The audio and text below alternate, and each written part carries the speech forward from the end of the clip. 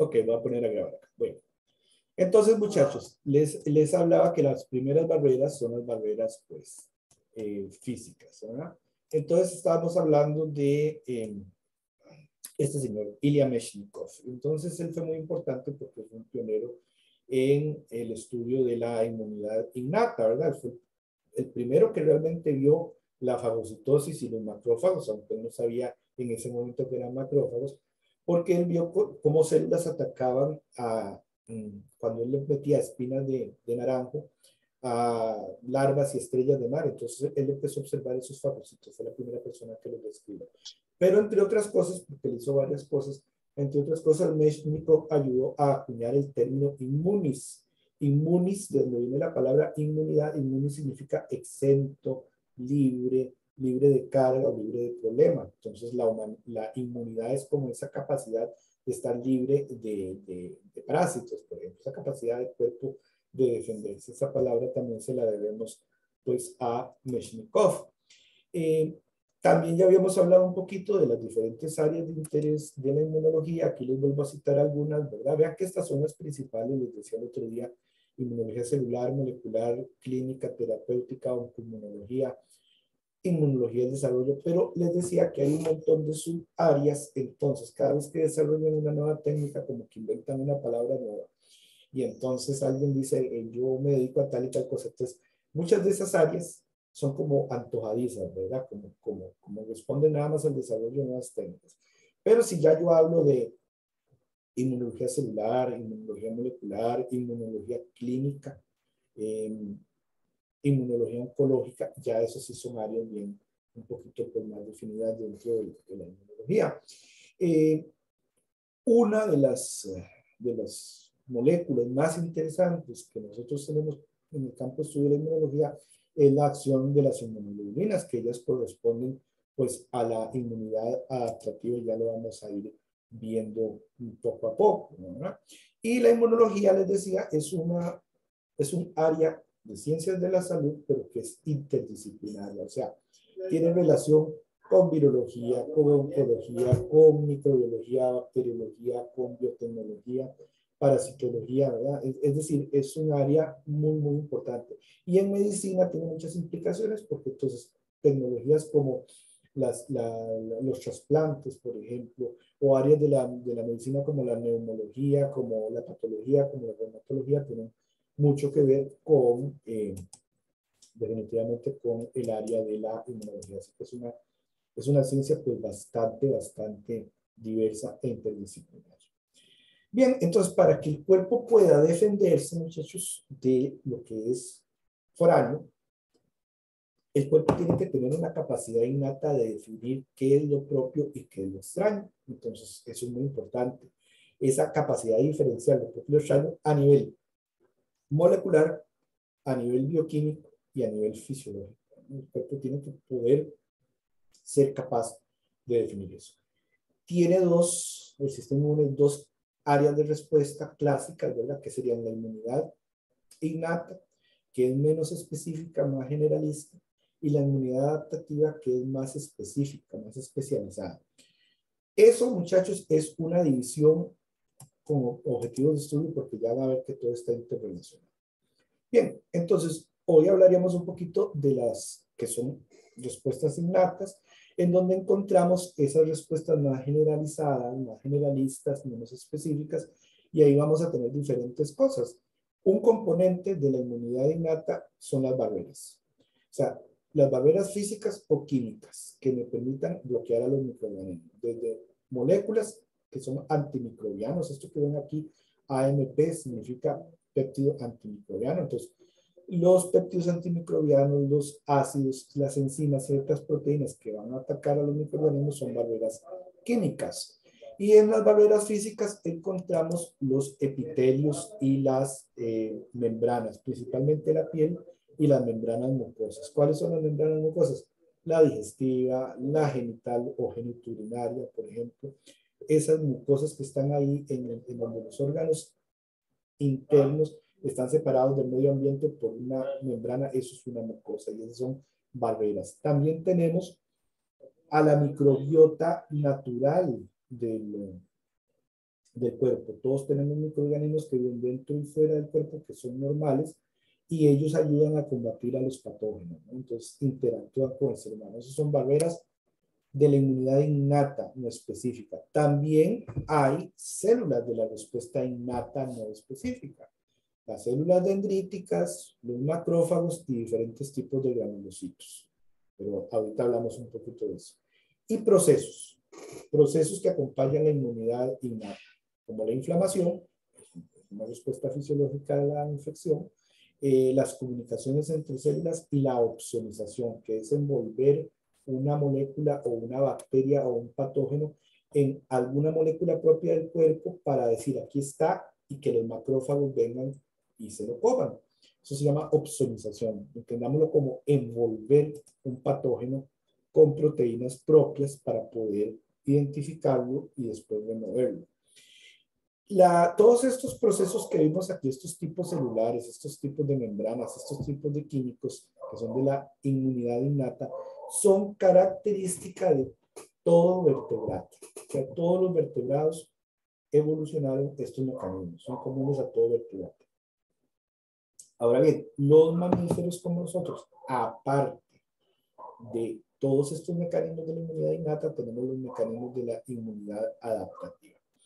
Una de las características principales de los sistemas inmunológicos es que han aprendido a reconocer las PAMs, esto que ven ustedes aquí. Sí, espero que cuando mueva el mouse ustedes lo vean, ¿verdad? PAMs significan Pathogen Associated Molecular Pattern o pauta molecular asociada a un patógeno. ¿Qué es eso en castellano?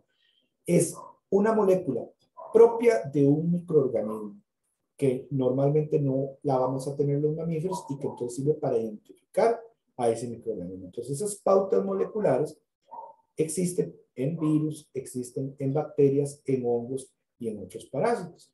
Entonces, ¿qué es lo que ha evolucionado el cuerpo del mamífero? Receptores para reconocer esas PAMs.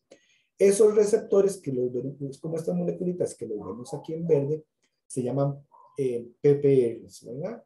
Que son, PRRs o Pattern Recognition Receptor, receptor de reconocimiento de pauta. Entonces, los PRRs reconocen a las PAMs. ¿Dónde vamos a encontrar esos PRRs? Principalmente en la membrana celular de las células de mamífero o también en los fagosomas. ¿Qué es un fagosoma? Es la burbuja, la vesícula que se forma cuando algo extraño entra por endocitosis a la célula. Digamos que un virus y está aquí rodeado de membrana. Eso es un fagosoma si él va a unirse con un lisosoma, ¿verdad? Entonces, recuerden, todo lo que entre a la célula de afuera para adentro es endocitosis. Todo lo que salga hacia afuera es exocitosis. Entonces, particularmente las células del sistema inmune, sean de la respuesta inmune adaptativa o de la respuesta inmune innata, tienen un montón de estos tipos de PRRs. Entonces ellas están particularmente capacitadas para reconocer las PAMs, que son las que caracterizan a los microorganismos. Entonces, bien, esa inmunidad invertebrata la vamos a dividir en estas dos grandes respuestas, la innata y la adaptativa. La innata es de respuesta inmediata. ¿Qué quiere decir?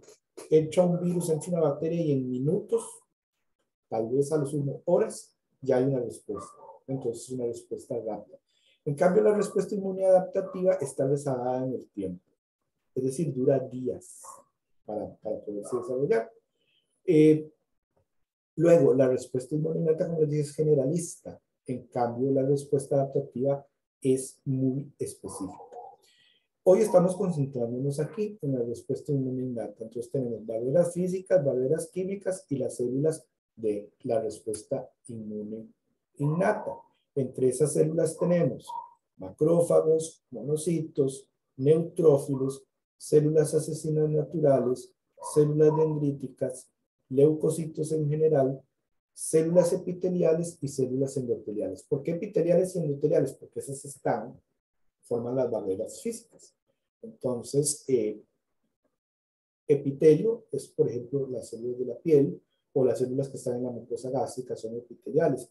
Alguien que me diga qué es el endotelio, ¿dónde están las células endoteliales?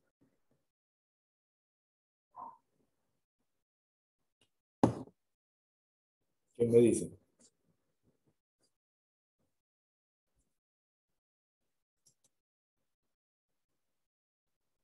María José, ¿usted sabe dónde está el endotelio?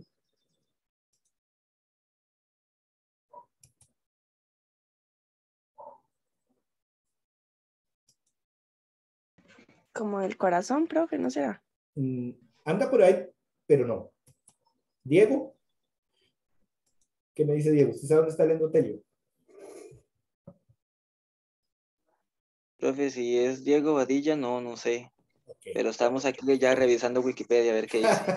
No se preocupe. Vean, aquí vamos a veces a repasar de todo. Cuando ustedes vean, sea que estamos en vivo o que están viendo una videoclase, y yo digo tal cosa y usted no se acuerda porque vamos a repasar cosas, porque tenemos que hablar de biología celular, de bioquímica, de todo, ¿no?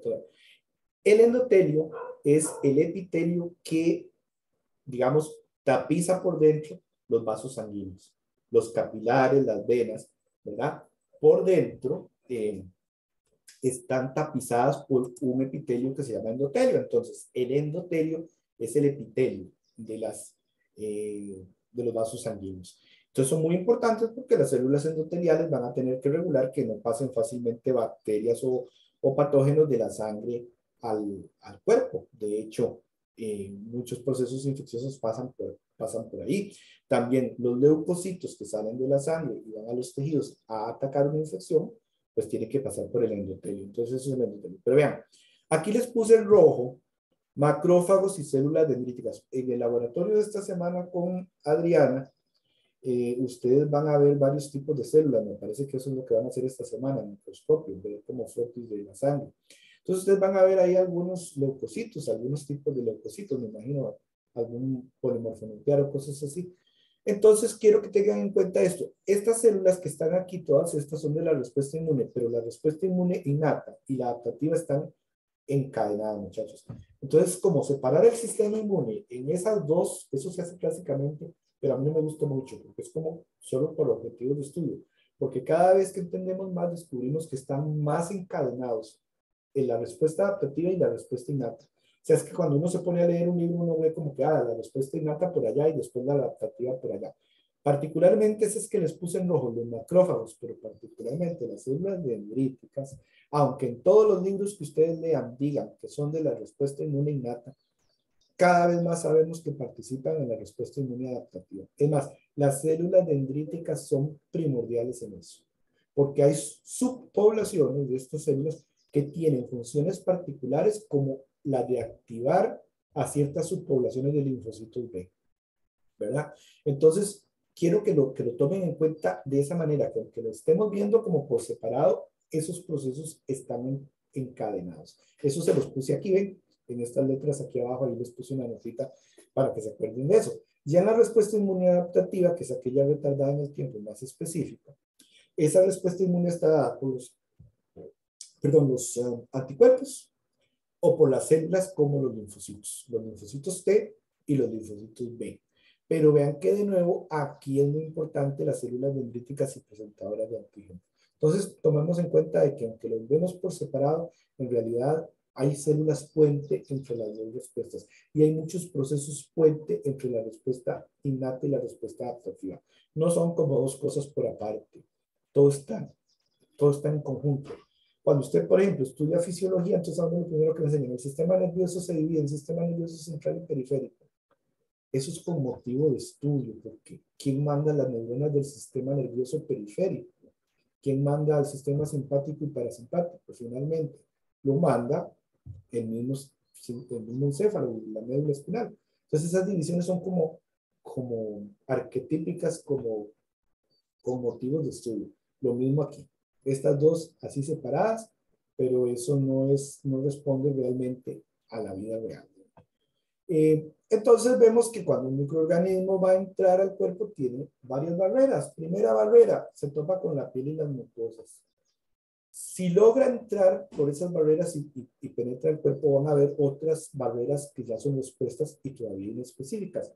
Inflamación, fagocitosis, opsonización, esa sería la segunda barrera. Tercera barrera, si todo eso falla, que se activen las células que producen anticuerpos. ¿Cómo se llaman las células que producen los anticuerpos? Los linfocitos B, ¿no? Entonces, tenemos como esos 3 niveles de defensa del sistema inmunológico.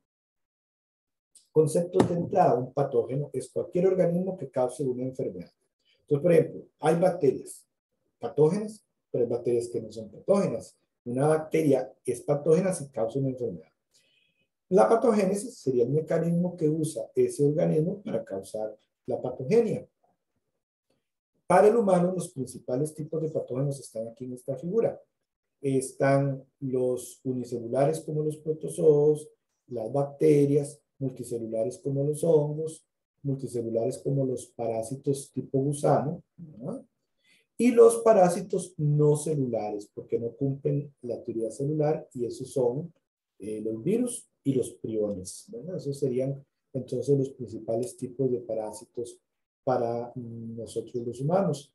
Entonces ahí vemos algunos ejemplos de algunos de ellos: rotavirus. Aquí vemos, esto es un hongo, una infección sexual, la Candida albicans, que produce candidiasis. Aquí vemos un parásito vermiforme. Cuando yo digo verme, es un gusano.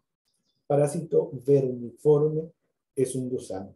Y si también digo helminto, un parásito helmíntico, también es un gusano, ¿verdad? Entonces, la mayoría de veces los que afectan al humano o pertenecen al filum Askelminta, al filum Nematoda, ¿verdad? Al filum Platyhelminthes, por ejemplo.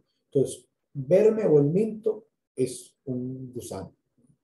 Y independientemente del filo del que estemos hablando. Y aquí estas en naranja serían estos Mycobacterium tuberculosis, la causa de la tuberculosis.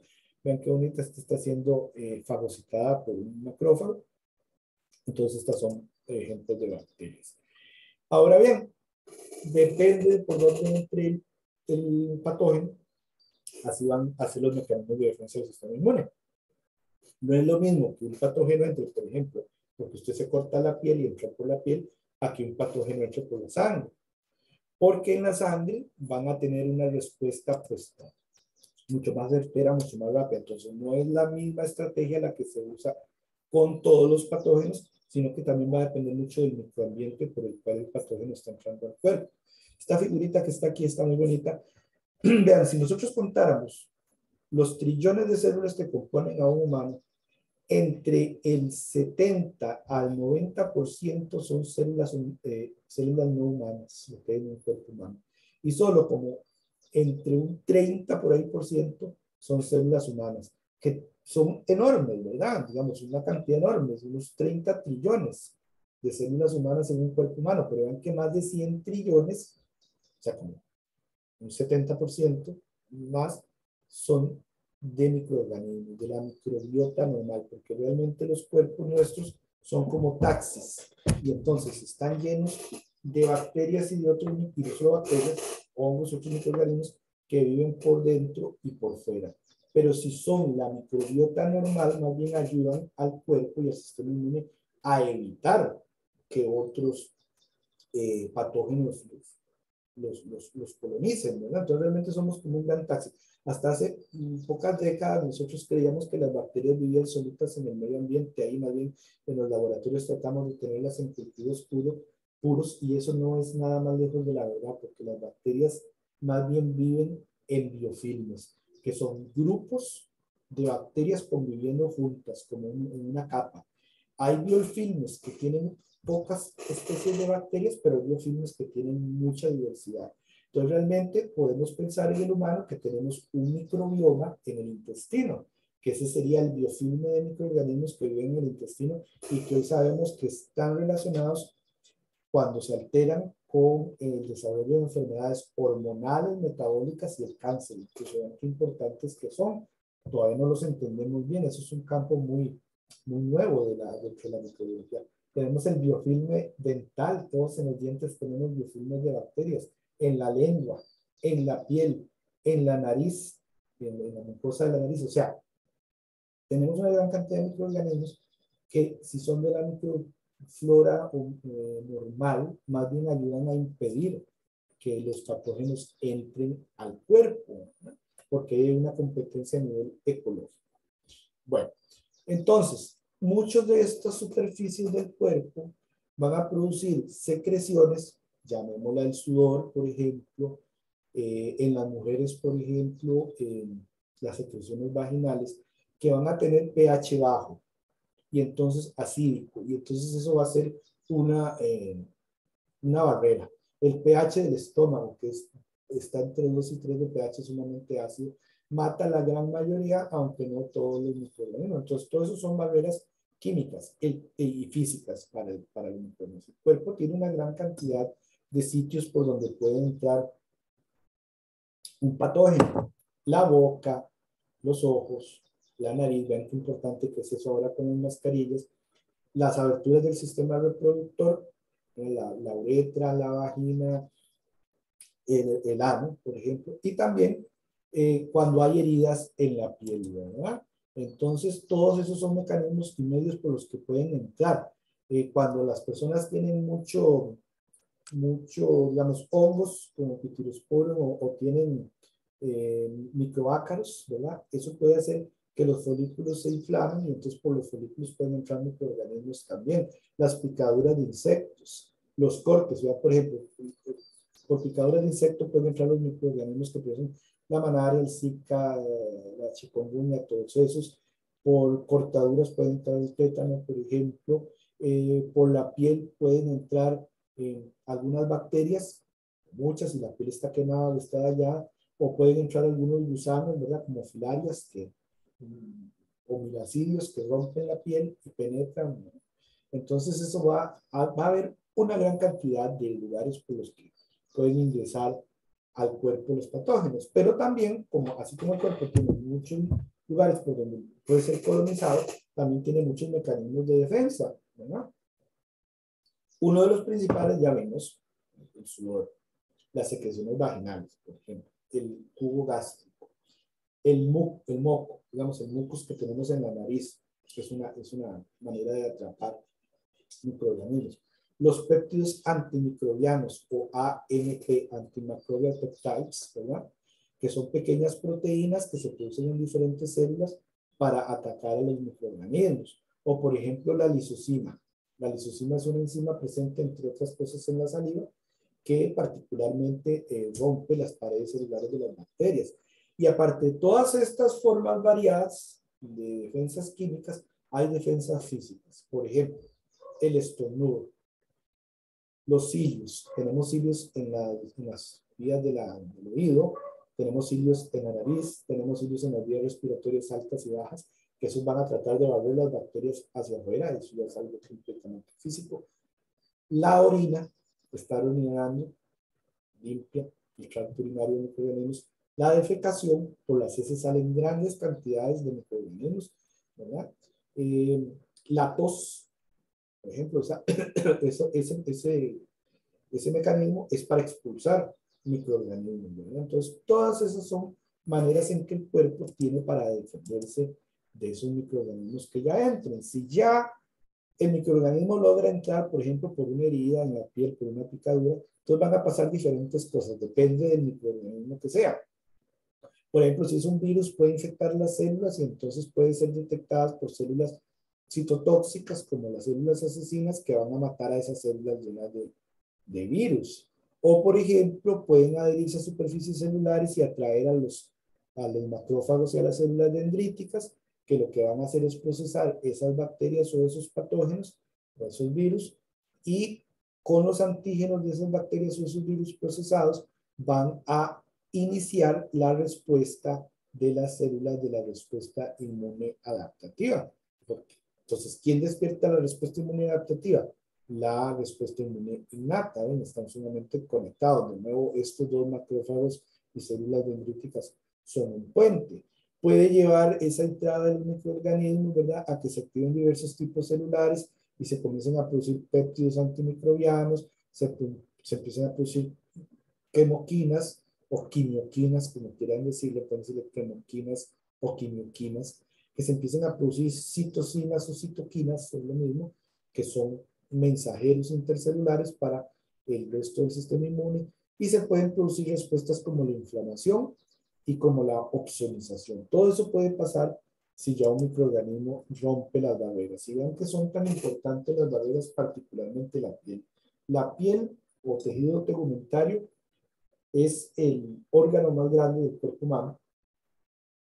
Y vean que es tan importante que cuando la piel se rompe o es herida, pasan un montón de cosas, entran un montón de microorganismos. Por ejemplo, famosamente, por medio de las pulgas, Yersinia pestis, que es una bacteria que vive en las glándulas salivales de las pulgas de las ratas, entonces se diseminó por toda Europa 2 veces esa enfermedad, y por medio de la picadura de las pulgas, entonces Yersinia logra entrar al cuerpo y produce la peste negra, ¿verdad? Que fue las famosas pandemias que acabaron 2 veces. Se calcula hasta con el 70% de la población de Europa durante la Edad Media, o sea que redujo la biodiversidad humana en Europa terriblemente durante la Edad Media. O, por ejemplo, otros microorganismos que pueden picar y entonces introducir patógenos. Por ejemplo, siempre se me olvida este dicho en español, los ticks, ¿cómo se llaman, muchachos? Esas las que chupan sangre en las vacas, siempre se me olvida esa palabra. Garrapatas. Gracias. Garrapatas. Las garrapatas, si por ejemplo, si ellas tienen a Borrelia, no todas la tienen, pero si la tienen, al picar, si a usted le aparece una mancha así como un aro así, es que está infectado de la enfermedad de Lyme, con Borrelia burgdorferi, y entonces eso puede llevar a varias complicaciones clínicas. O, por ejemplo, la picadura este horrible mosquito anófeles que transmite un montón de microorganismos. Entonces, vean qué importante que es la piel como barrera, pero hay muchos mecanismos por los cuales los microorganismos pueden evadir la piel. Vean que esos bichos no son los que causan la enfermedad en sí, ni la pulga, ni la garrapata, ni el zancudo, sino que son los patógenos que ellos transportan adentro. Cuando un organismo transporta a otro que es patógeno, ese organismo que lo transporta se llama vector. Y ese proceso por el cual un animal transporta a otro, eso se llama zoonosis. Entonces aquí, la pulga, la garrapata, el mosquito son vectores y están efectuando zoonosis, que es llevar a los patógenos de un cuerpo a otro y transmitirlos. Una zoonosis y vectores. Bien, entonces, vean que esos hongos, esas bacterias, esos virus van a tener PAMs, ¿verdad? Y esos van a ser, pues, reconocidos por los PRRs, sobre todo en células especializadas en censar esos patógenos y en presentarlos al sistema inmune. Las células que presentan antígenos se llaman APCs, o células presentadoras de antígenos, y son principalmente los macrófagos y las células dendríticas. Los macrófagos son los principales fagocitos que hay, como vemos en esta figura. Vean que ellos tienen un montón de proyecciones, como si pequeños pseudopodios, con los cuales atrapan, por ejemplo, las bacterias y los llevan al interior por endocitosis. Entonces ya aquí la bacteria está dentro de un fagosoma. La idea, la función del fagosoma es unirse a un lisosoma, ¿no?, que es parte del sistema endomembrana, de las células eucariontes, como ustedes recuerdan, y formar un fagolisosoma donde esas bacterias son destruidas.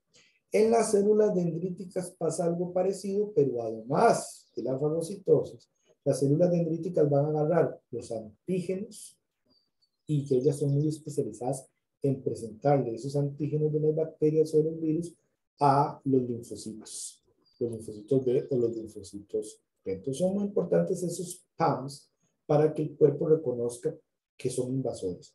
Hay muchos tipos de PAMs, muchos tipos. Aquí hay algunos principales. En bacterias, el lipopolisacárido, el lípido A, las proteínas flagelinas. ¿Dónde están las proteínas flagelinas? En los flagelos de las bacterias. No todas las bacterias tienen flagelos, pero si los tienen, son diferentes que los de los eucariontes y están formados por flagelina. Entonces, la flagelina es un PAM que es reconocido por estos receptores PRRs. Proteínas como las harpinas, por ejemplo, las proteínas de choque frío bacterianas y los factores de elongación como el factor de elongación bacteriano EFTU. Muy importante porque solo están las bacterias y es un PAM reconocido. ¿Alguien me puede decir dónde está el factor EFTU? ¿Qué es eso? Pues mientras lo piensan, vean, aquí están en esta figura, aquí, todos los bichillos, todos los patógenos con todos sus, o algunos de sus PAMs, y entonces, ¿quiénes van a reconocer esos PAMs? Los PRRs, que son los receptores de reconocimiento de pauta, estos que están aquí, por ejemplo, que están en las membranas de las células del sistema inmune. ¿Alguien me sabe decir dónde está el factor de elongación EFTU? Tienen que haberlo visto, ya ustedes llevaron microbiología, ¿verdad? Ya llevaron, ustedes son de último año, ya llevaron todo, biología celular, bioquímica, genética. Entonces, ya ustedes son expertos. Entonces, ¿dónde está el factor EFTU? No, en el ribosoma de las bacterias. ¿Cómo se llamaba el ribosoma de las bacterias, muchachos? ¿Cuál nombre tenía? Ribosoma 70S. Todo eso hay que repasarlo, ¿verdad? Entonces, esos factores de elongación son importantísimos para la síntesis de proteínas y esos son propios de las bacterias. Nosotros no tenemos factores EFTU, tenemos otros. Entonces, esos sirven como PAMs para estos PRRs. En los hongos, por ejemplo, tenemos las gilanasas, las invertasas, las glucanasas, la quitina, que recuerden que está en la pared de los hongos, el ergosterol, ¿verdad? Nosotros tampoco tenemos ergosterol. ¿Qué tenemos nosotros en lugar del ergosterol de los hongos? ¿Quién es el equivalente del ergosterol en un humano?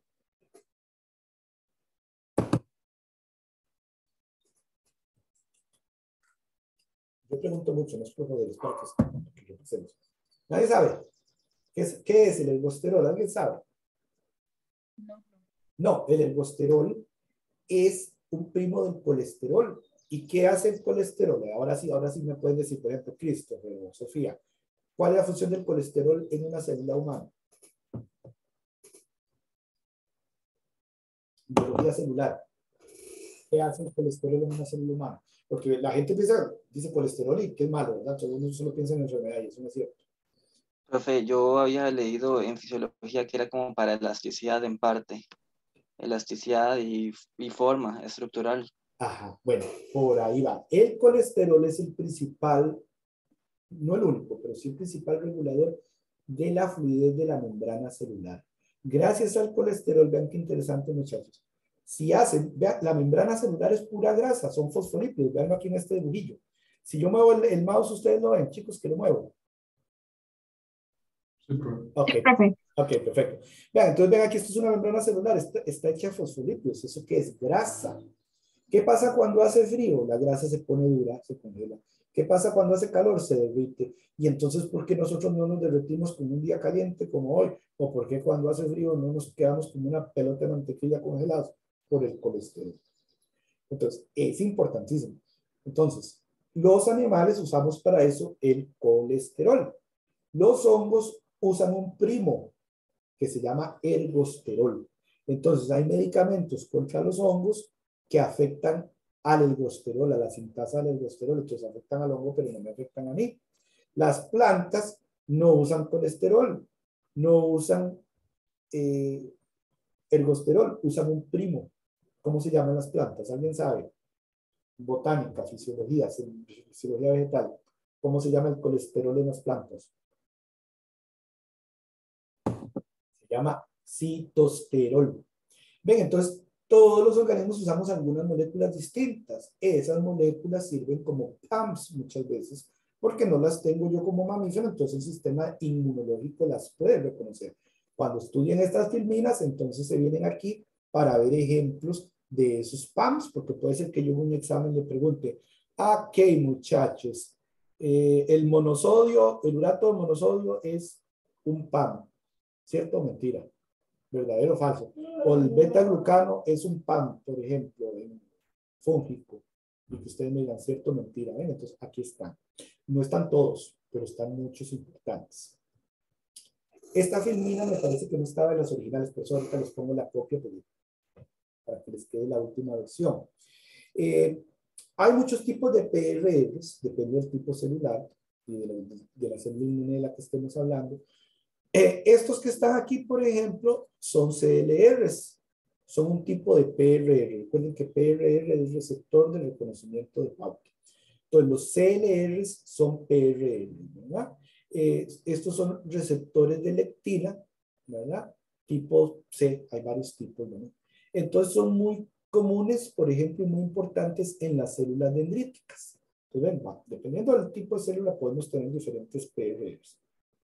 De las que tienen más tipos de PRRs son los macrófagos. Entonces, los macrófagos son buenísimos para reconocer patógenos, ¿verdad? Entonces, por ejemplo, vean que aquí llega un patógeno, digamos que fuera este virus, como el virus este del SARS-CoV-2. Entonces, va a ser reconocido por un CLR o por un PRR. Al final, esto es un tipo.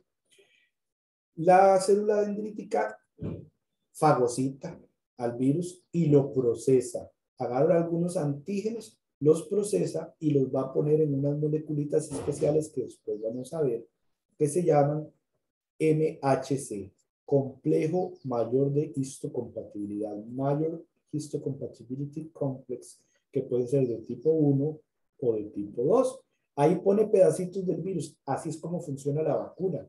Por ejemplo, esta vacuna de Pfizer, que lo que hace es tener una increíble tecnología, el genoma en forma de RNA mensajero para que él produzca de una vez adentro de la célula el antígeno. Y entonces, la célula dendrítica pone un pedacito de ese antígeno en el complejo mayor de histocompatibilidad 2 o en el complejo mayor de histocompatibilidad 1. ¿Para qué hace eso? Para que lo entiendan los linfocitos de la respuesta inmune adaptativa. Entonces, ven, si queremos quedarnos clásicos y decir, las células dendríticas son de la respuesta inmune innata, vean que aquí son un puente totalmente indispensable para la respuesta inmune adaptativa. Es que no podemos como separar esos procesos, ¿no? Entonces, vean, por ejemplo, si el antígeno, vean toda la información que me da una figura.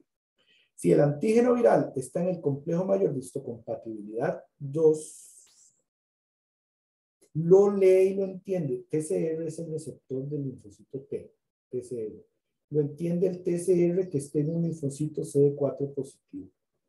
CD4 positivo quiere decir que es un linfocito que en la membrana tiene una proteína que se llama CD4. Como él la tiene, se llama CD4 positivo.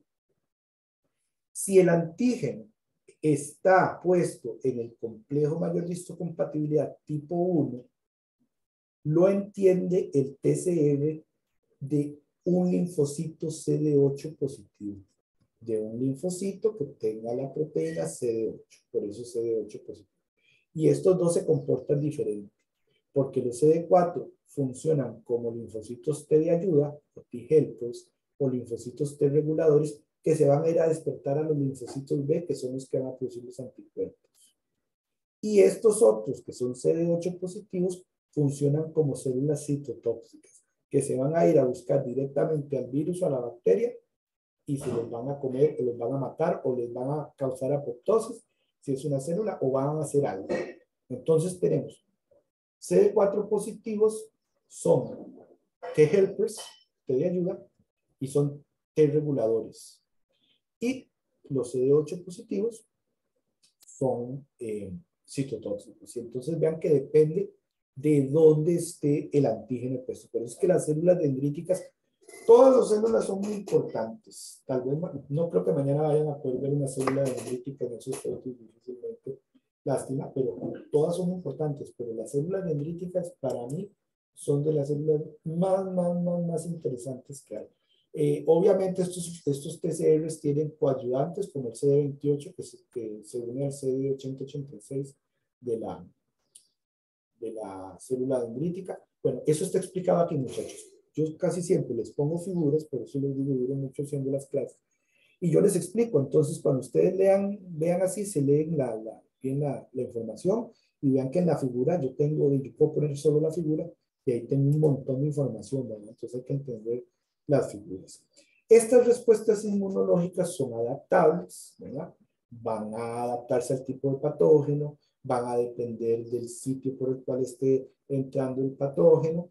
Puede ser que ataquen al patógeno directamente. Puede ser que, por ejemplo, sea un virus que entra en una célula, entonces haya que atacar a la célula infectada. Entonces, la respuesta inmune va a ser adaptable. Por ejemplo, puede ser una respuesta inmune que implique citotoxicidad mediada por complemento. Esto que ven aquí que dice CDC es un proceso que se llama citotoxicidad dependiente del complemento. El complemento lo vamos a ver después, es un grupo de proteínas. O puede ser atacar a la bacteria por citotoxicidad dependiente de anticuerpos. Por eso tengo aquí antibody dependent cytotoxicity, ¿verdad? ADCC. Vean que las dos están atacando a la misma bacteria. Entonces la respuesta inmune es adaptable. Va a depender del organismo. Puede ser que haya diferentes mecanismos para atacar un solo microorganismo, o puede ser diferentes microorganismos atacados de la misma manera o atacados de manera diferente. Es muy adaptable y muy variable. Otra característica del sistema inmune, aparte de su adaptabilidad y variabilidad, es el concepto de la tolerancia. ¿Por qué? Porque dijimos que la capacidad del sistema inmune para actuar va a depender de que pueda reconocer lo propio de lo extraño. Para poder decir, bueno, esto es mío, estas células son humanas, no las voy a atacar, las voy a tolerar. Eso es tolerancia. No atacar lo propio, pero para eso hay que saberlo distinguir. Las principales células que andan por ahí, aparte de los macrófagos y de las células dendríticas, que andan por ahí vigilando todo para despertar a las células que producen anticuerpos, son los linfocitos T. Entonces, los linfocitos T son como policías que orquestan toda la respuesta adaptativa. Y los linfocitos B son los que van a producir los anticuerpos. ¿Quién le dice al linfocito B produzca un anticuerpo? Entre otros, el linfocito T, como por ejemplo el linfocito T de Aguilar. Para esto, el linfocito tiene que ser educado. Y eso se llama desarrollar tolerancia. ¿Para qué? Para no atacar lo propio. ¿Dónde se forman los linfocitos? En la médula ósea. ¿Dónde los educan? Para que sepan qué es lo propio y qué es lo ajeno. En una glándula que se llama timo, que está aquí, en esta parte del pecho, ¿no? Entonces, ¿dónde se desarrolla la tolerancia? En el timo. Ahí tienen que entrar los linfocitos precursores, los linfocitos inmaduros, digamos. Y el timo, esto es parte del siguiente tema, pero no importa que lo hablemos porque todo es lo mismo. El timo tiene dos partes principales, ¿verdad? Está la parte externa del timo, que se llama córtex o corteza, y la parte de adentro, que es la médula tímica, la médula. Entonces, los precursores, que son los linfocitos inmaduros, salen de la médula ósea, entran a la sangre y llegan al timo. Primero llegan al córtex o corteza del timo. Y por ahí pasan por 4 estadios que se llaman DN. DN 1, 2, 3 y 4. DN significa doble negativo. ¿Por qué? Porque no están expresando ningún marcador, ninguna proteína en la membrana. Ahí empiezan a tener interacciones con las células epiteliales del córtex del timo, que se llaman CTEX. Ellas comienzan a presentarles antígenos, ¿verdad?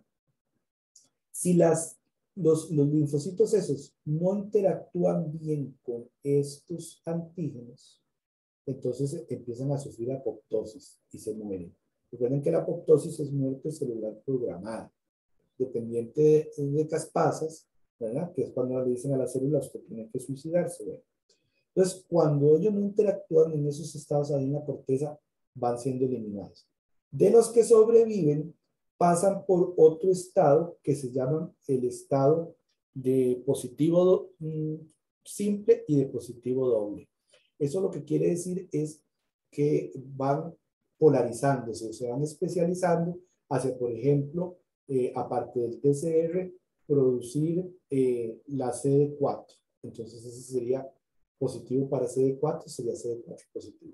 Y el otro, digamos que este rosado desarrolla la CD8. Entonces va a ser positivo para CD8 positivo. Bueno, entonces CD4 o CD8. Y entonces pasan del córtex a la médula.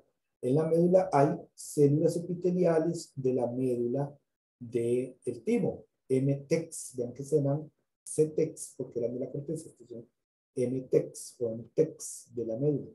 Y ahí ellas les vuelven a enseñar ahora sí bastantes antígenos propios del cuerpo de uno. ¿Y qué ocurre? Los linfocitos que se unen débilmente al antígeno propio, ¿verdad? esos que se unen débilmente se van a convertir en linfocitos efectores. Es decir, los que salen a patrullar, ya salen del timo y van a patrullar. Interactuaron con lo propio, pero poquito. Entonces, toleran lo propio. Los que interactúan medianamente, o sea, con una fuerza media, con una unión de estabilidad media con los antígenos propios, se van a transformar en linfocitos reguladores. Entonces vamos a, o TREX, vamos a tener TREX CD4 positivos y TREX CD8 positivos. Y los linfocitos que reaccionan muy fuerte, se pegan y no se quieren despegar del antígeno propio, no van a servir. ¿Por qué? Porque están reaccionando muy fuerte con lo propio y pueden atacar a las células propias. Esos que interactúan fuertemente les dan una señal para que sufran apoptosis. Eso se llama selección negativa o muerte por rechazo. Es decir, ese no va a servir. Vean que hay etapas, esto es más complejo de lo que les estoy explicando. Hay etapas en que si la, vean aquí arriba, a nivel de la corteza del timo, si la interacción es débil, sufren apoptosis, pero ya a este nivel, que han pasado varias etapas, este proceso puede durar de días a semanas ahí en el timo. Aquí era si la interacción era débil, se rechaza y muere por apoptosis. Aquí es si la interacción es muy fuerte. Ya aquí en la médula, si la interacción es muy fuerte, sufren apoptosis. Puede pasar a veces que un linfocito pasa este examen, digamos, y cuando llega al tejido, se vuelve reactivo contra lo propio, entonces hay que eliminarlo. Para eso están los TREX, los reguladores. O por ejemplo, durante las enfermedades, cuando uno se va haciendo más mayor y todos, no hay ninguno que se salve de eso, todos nos vamos haciendo mayores, el sistema de educación de los linfocitos se va volviendo más lento, no tan bueno, y entonces puede ser que algunos linfocitos se vuelven reactivos y empiezan a atacar al propio cuerpo. Entonces ahí es donde vienen las enfermedades autoinmunes, como la artrosis, como la artritis, ¿verdad? Que es el sistema inmune atacando al propio cuerpo. Entonces vean, este proceso es complejo, es muy interesante, pero es complejo. Y gracias a esa selección química se da la tolerancia inmune, ¿verdad? Entonces vean acá, aquí está, todo eso que yo les hablo, yo se los explico aquí en el texto. Entonces ven, si el linfocito pasa exitosamente todo este proceso, entonces el linfocito ya puede salir y va a cumplir sus funciones al resto del cuerpo, va a vigilar ahí todo. Pero sí, la interacción a nivel de la médula del timo es muy fuerte, él va a ser señalizado para que sufra apoptosis, ¿verdad? Entonces, esta tolerancia que se enseña en el timo se llama tolerancia central. A veces, como les digo, un linfocito se escapa y se vuelve malo, por así decirlo, se vuelve reactivo en la periferia del cuerpo, en los tejidos. Ahí puede ser o regulado o eliminado por factores extrínsecos o por factores intrínsecos, ¿verdad? Factores extrínsecos serían como células reguladoras, como las células TREX que lleguen a regular o incluso eliminar ese linfocito reactivo. O factores intrínsecos del propio linfocito, por ejemplo, que factores proteicos como el CTLA o como el PD1 hagan que el linfocito se vuelva anérgico, es decir, que deje de ser reactivo, que deje de estar activo. Eso se llama tolerancia periférica. Repito, la tolerancia que se enseña, la principal en el timo, es tolerancia central. Si los procesos de tolerancia se dan con linfocitos que se han escapado de los tejidos y se han vuelto reactivos, eso se llama tolerancia periférica, y la tolerancia periférica puede deberse a factores intrínsecos del linfocito o extrínsecos del linfocito. Una de las principales, como ya dijimos, barreras microbianas en el cuerpo es la piel. La piel está formada por epitelio estratificado, es decir, en capas, ¿no?, que sufre un proceso de muerte celular especial que se llama cornificación. Y esto también está bueno tal vez preguntar a los muchachos, ¿cuántos tipos de muerte celular programada hay en las células de un mamífero? Por ejemplo, Nation, ¿cuáles muertes celulares conoce usted?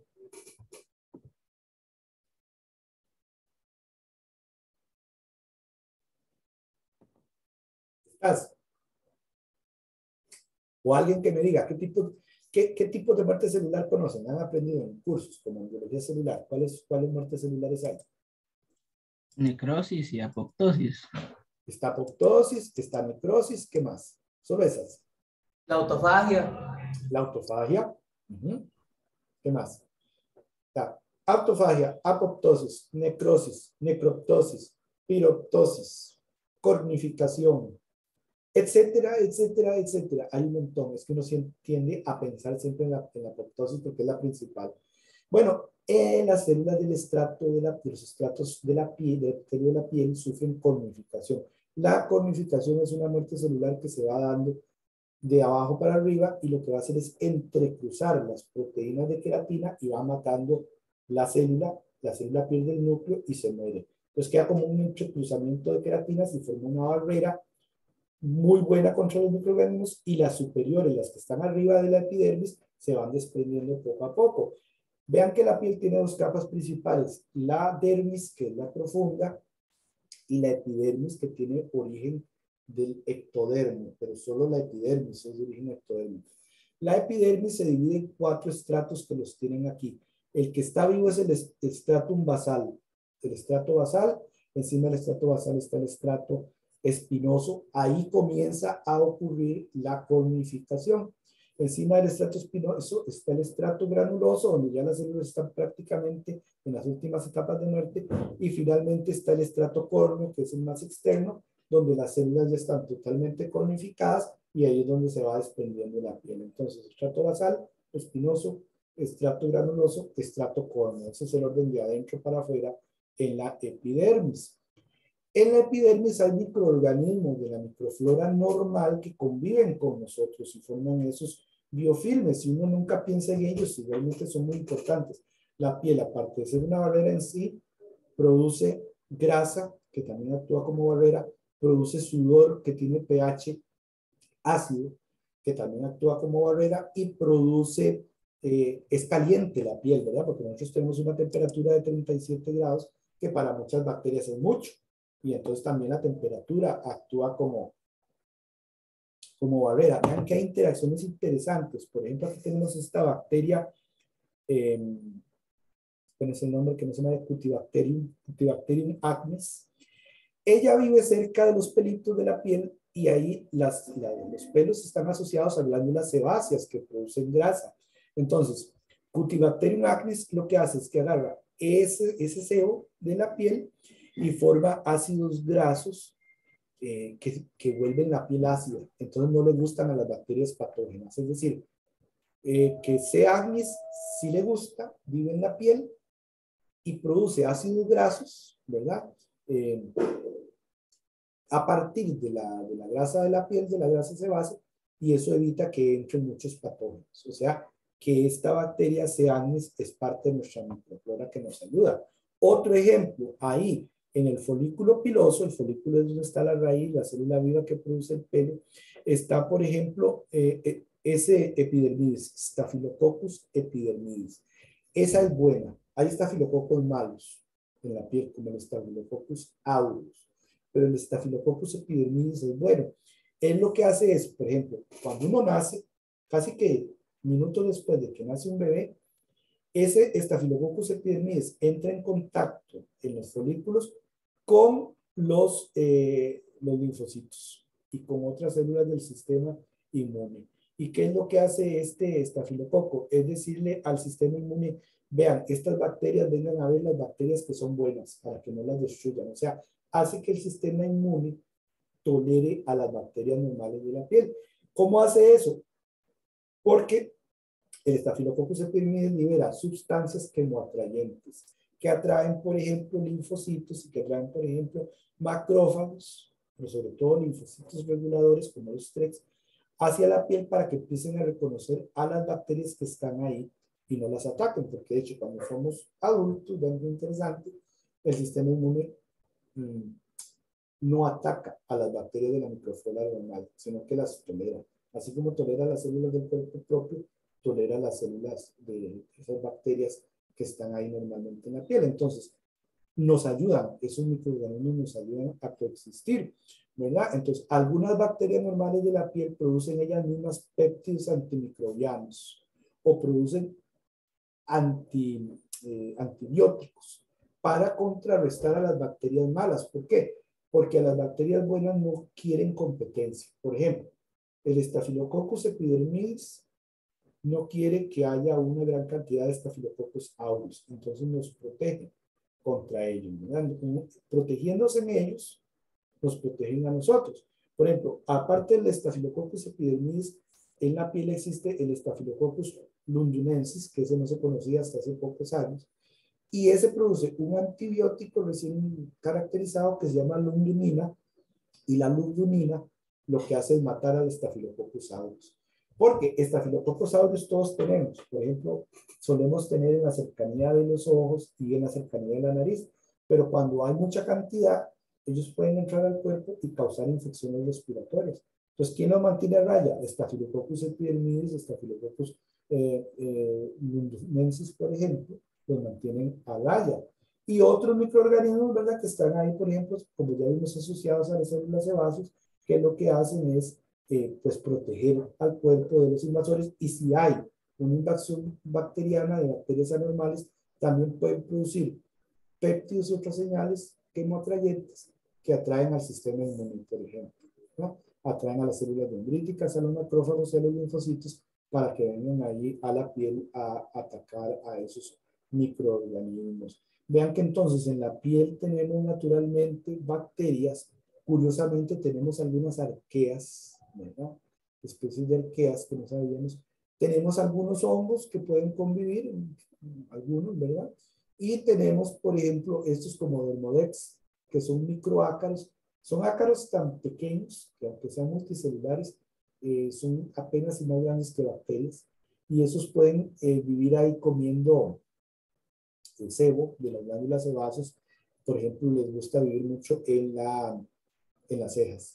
Esos bichillos estamos, el humano está cargado en las cejas, en el bigote, en la cercanía de las pestañas. O sea que somos, si nos pudiéramos ver microscópicamente la cara, digo que nadie le da un beso a nadie. Nunca. Esta es la estructura, ven qué interesante, de la lundinina, que se está estudiando como probiótico, ¿verdad? Que produce Staphylococcus londinensis, y que se sabe que tiene muchas funciones, ¿verdad? Tanto para destruir bacterias malas como para interactuar con otras moléculas, como por ejemplo la CXCLB-L8 y esta que está acá, que son otros tipos de moléculas normales, derivadas algunas de la dermicina, que ayudan a, por ejemplo, a estimular y atraer neutrófilos y macrófagos a la piel para que defiendan la piel. Entonces, esta es la estructura de la lundinina. Vean que es un antibiótico natural que produce una bacteria de la piel para atacar a otras bacterias. Este tiene tiazolidina, aquí tiene tiazolidina. Bueno, ese lo están estudiando mucho. Yo no sé si les va a sonar el audio de acá. Déjenme ver.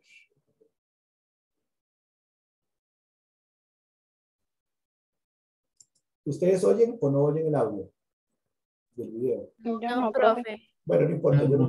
yo les voy a explicar porque por si está en inglés. Entonces, aquí lo que nos está diciendo es que hay muchísimos trillones de microorganismos amistosos.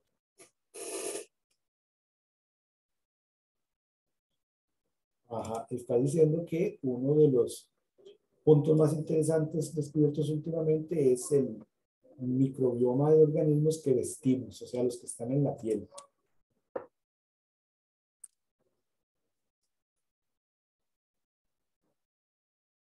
Dice que ese microbioma de la piel tiene virus, hongos, bacterias y arqueas, pero que la mayoría de organismos del microbioma de la piel son las bacterias.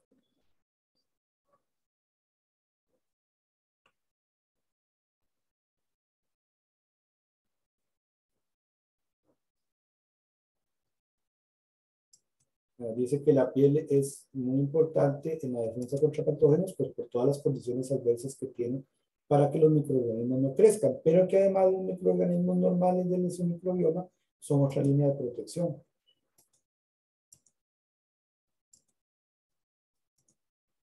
Ah, se trabó. Qué mala suerte. Bueno, si no, después yo les pongo un link con ese videillo para que lo vean. Pues muchos ya se los mencioné, es como haciendo énfasis en eso mismo de la importancia de los microorganismos que ven en la piel. Pero me trabó el video la computadora.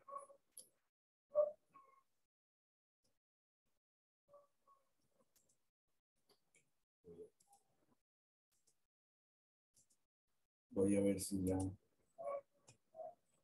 Sí, no. Denme un momentito, muchachos, para ver qué fue lo que pasó ahí con ese video. Ok, no la puedo minimizar porque estoy compartiendo, estoy grabando.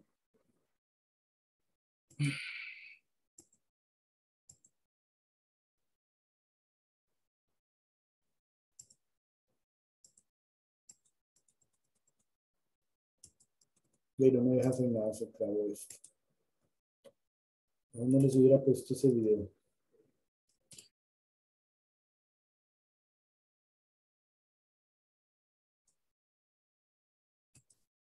¿Me escuchan, chicos? Ahora sí me escuchan. Sí, profe. Déjenme ver porque se paralizó esta cuestión. Mejor no les hubiera puesto ese video. Me está dando problemas, no sé, nunca me hace eso, pero me trabó la computadora.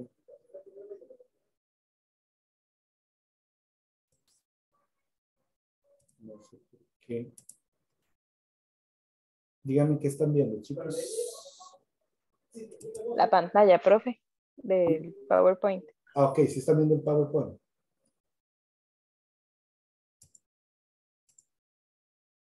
Ok.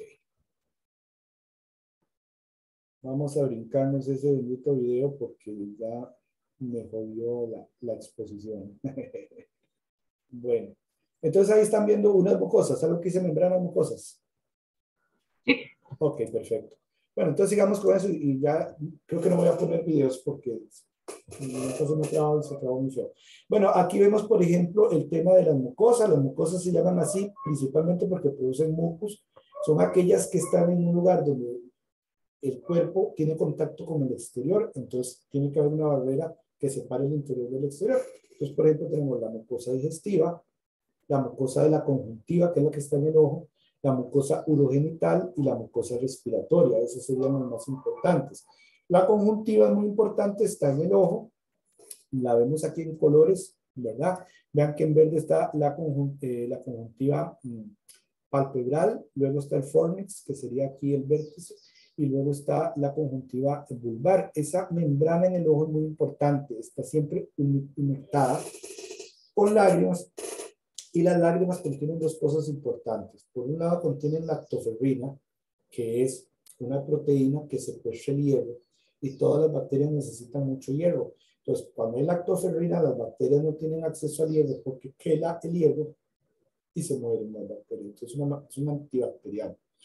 Otro antibacteriano en las lágrimas es la lisocima o muraminidasa, que se llama muramidasa porque puede cortar el enlace beta 1,4 entre el N-acetilglutamato y entre la N-acetilglucosamina y el N-acetilglutamato, que son los componentes de la pared celular de las bacterias. O sea, que la lisocima corta la pared de las bacterias, ¿verdad?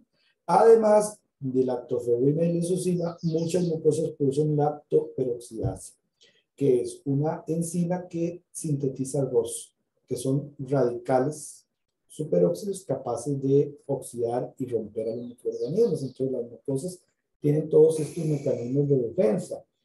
En cuanto a la mucosa respiratoria, esa va desde la nariz, que sería la mucosa alta, hasta la mucosa inferior, las vías respiratorias inferiores, a los bronquios y los bronquiolos. Vean que al día una persona puede inhalar hasta 10.000 microorganismos por día. La mayoría de esos microorganismos van a quedar atrapados en vellosidades, en cilios que están en las microvellosidades de las células de la mucosa nasal, de la mucosa de la tráquea y también de la tráquea inferior, ¿verdad? Estas serían las vías respiratorias inferiores. La mayoría de veces los microorganismos grandes quedan atrapados en las vías respiratorias altas, entonces salen por medio de estornudos. Si los microorganismos son muy pequeñitos y logran bajar hasta las vías respiratorias bajas, muchas veces esos cilios, ven aquí qué cantidad hay, los recogen y los van tirando hacia la boca, para que al llegar a la garganta y cerca de la boca, por medio de la respiración y la tos y los estornudos, podamos expulsarlos. La gran mayoría de esos 10.000 microorganismos que respiramos por día son devueltos al exterior.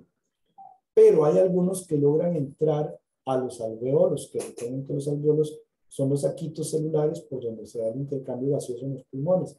Los que llegan a los alveolos, ahí se encuentran con macrófagos. Y los macrófagos alveolares son una población de macrófagos que se dedican a eliminar los microorganismos que logren llegar hasta los pulmones. La mucosa digestiva, su principal defensa es el jugo gástrico, que mata a la gran mayoría de microorganismos, pero hay algunos que pueden sobrevivir. Por ejemplo, el Helicobacter vive en el estómago, ¿no? Está protegida, puede vivir ahí. El género Clostridium puede sobrevivir el jugo gástrico. Los quistes de muchos parásitos pueden sobrevivir el jugo gástrico. Y también algunos estafilococos y sus toxinas o algunos microorganismos que vayan metidos adentro de las partículas de alimento podrían pasar al estómago y sobrevivir.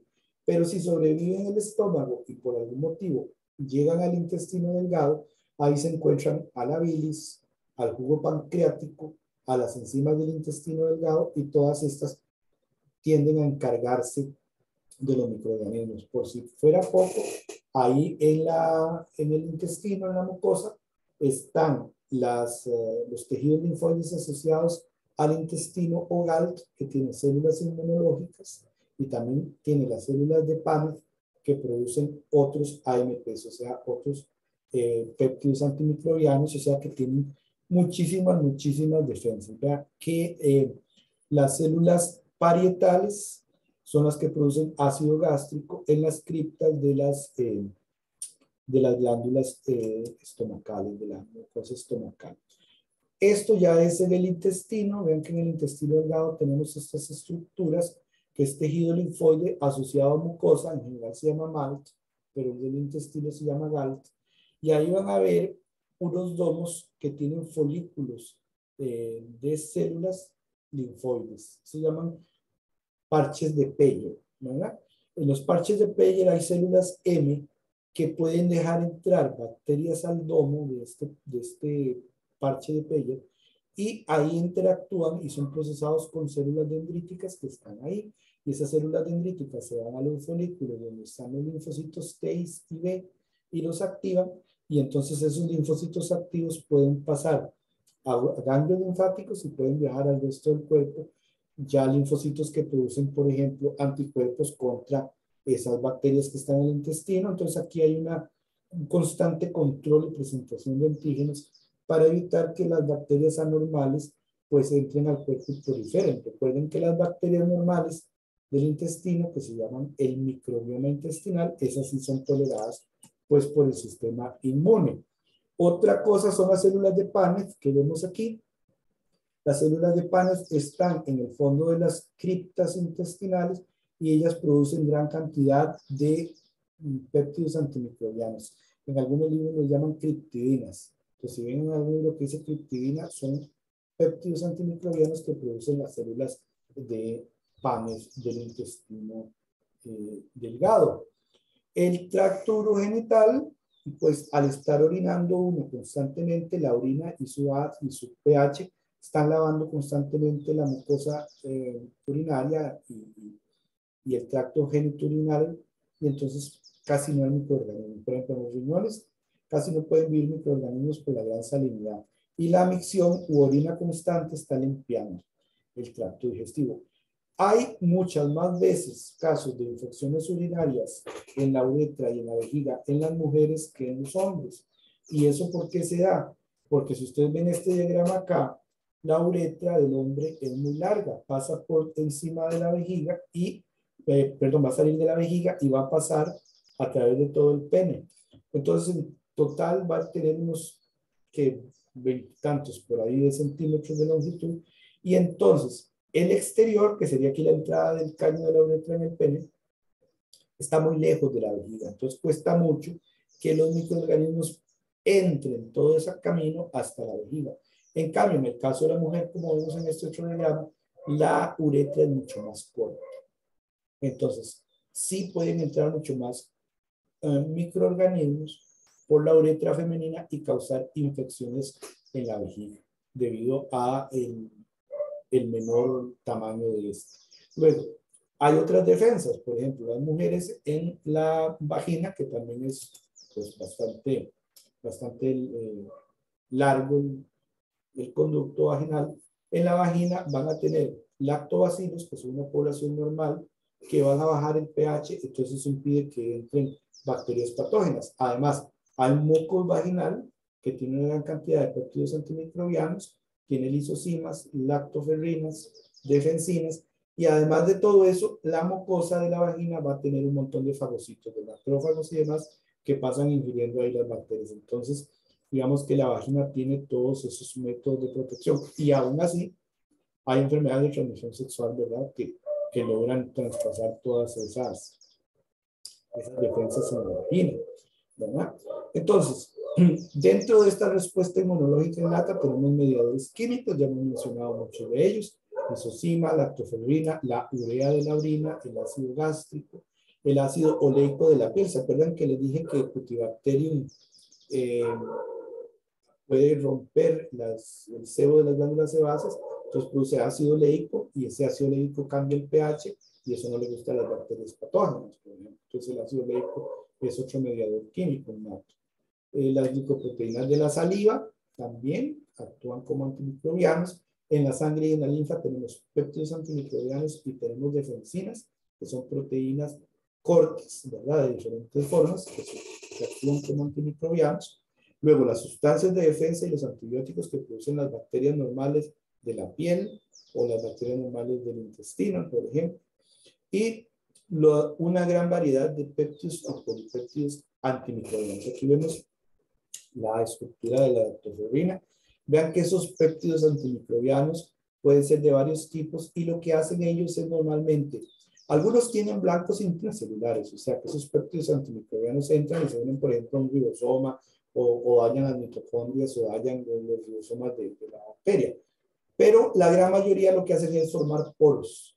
Y al formar poros en la membrana, ellos se acomplejan y forman poros, se rompe la célula. Eso es lo que llamamos lisis. Entonces se muere la bacteria por lisis, ¿verdad? Un ejemplo de esos péptidos importantes, ¿verdad? Son las granzimas. Las granzimas son producidas, por ejemplo, por las células asesinas naturales, ONK, significa Natural Killers, y esas células producen granzimas que vienen y forman estos poros y entonces lisan las bacterias.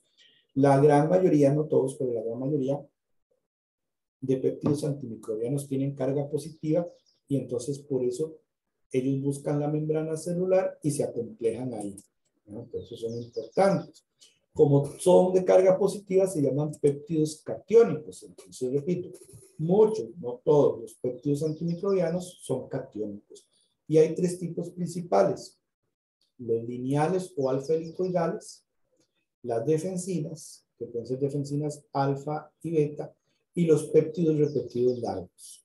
Los lineales son alfa-hélices cortas, como estas que vemos aquí, no tienen cisteínas, y la gran mayoría lo que hacen es formar poros, aunque algunos pueden actuar con blancos intracelulares, por ejemplo, bloquean la ATPasa F sub 0, F sub 1, y entonces esta deja de producir ATP y la bacteria no puede vivir, ¿verdad?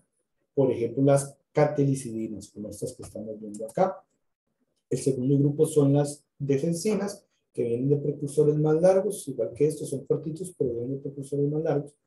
Las defensinas ya sí tienen cisteína. Tienen cisteína y tienen arginina, son ricas en eso.